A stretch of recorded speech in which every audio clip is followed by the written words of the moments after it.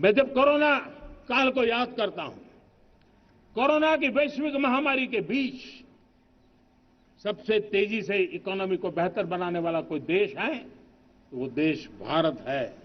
तब लगता है कि हमारी दिशा सही है। जब जात पात मत पंथ ऊपर उठकर हर घर तिरंगा फहराया जाता है, तब लगता है देश की दिशा सही है। आज पूरा देश तिरंगा है, हर घर तिरंगा है। न कोई जात है, न कोई पात है, न कोई ऊंच है, न कोई नीच है, सभी भारतीय है।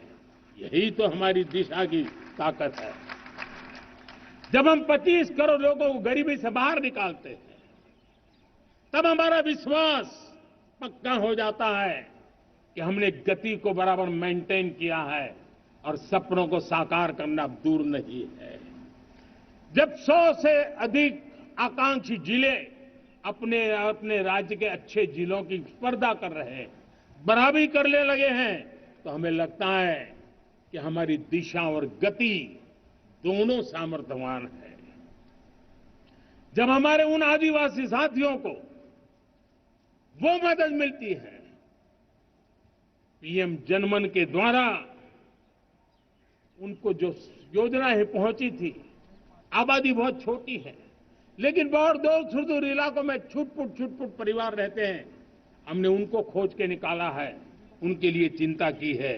तब लगता है कि संवेदनशीलता से जब काम करते हैं तब संतोष कितना मिलता है। वर्किंग वुमेन के लिए पेड मैटरनिटी लीव 12 हफ्ते से बढ़ा करके 26 हफ्ते कर देते हैं। तब सिर्फ नारी का सम्मान ही करते इतना नहीं है, नारी के प्रति संवेदनशील भाव से निर्णय करते इतना नहीं, लेकिन उसके गोद में जो बच्चा पला है ना, उसको एक उत्तम नागरिक बनाने के लिए मां की जो जरूरत है उसमें सरकार रुकावट न बने, इस संवेदनशील भावना से उस निर्णय को हम करते हैं। जब मेरे दिव्यांग भाई बहन भारतीय साइन लैंग्वेज की बात हो या तो सुगम्य भारत का अभियान हो, उसको लगता है कि अब मेरी भी डिग्निटी है, मेरे प्रति देश के नागरिक सम्मान के भाव से देखता है। और पैरालंपिक में तो हमारे खिलाड़ी नई नई ताकत दिखाने लगे हैं। तब लगता है कि ये जो मेरा मम भाव है, हम सबका मम भाव है, उसकी ताकत नजर आती है।